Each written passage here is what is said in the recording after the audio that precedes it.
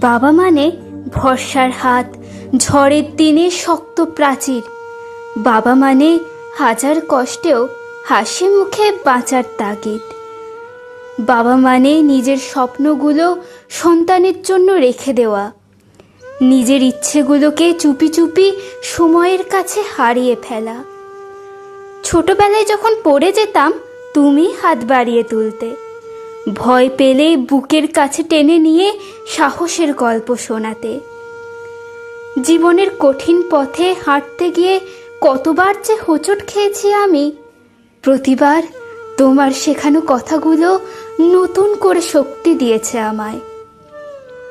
তোমার কপালের ঘাম, তোমার নির্ঘুম রাত, তোমার নীরব ত্যাগের গল্প হয়তো কোনো বইয়ের পাতায় লেখা নেই, তবু সেই গল্পের প্রতিটি পাতায় লুকিয়ে আছে আমার ভবিষ্যৎ।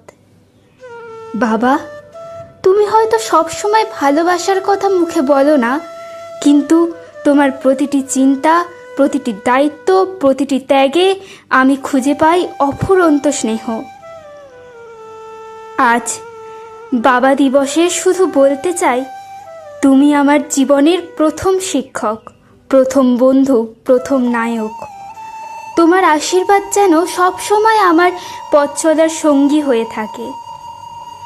পৃথিবীর সব বাবাদের প্রতি রইল গভীর শ্রদ্ধা ও ভালোবাসা।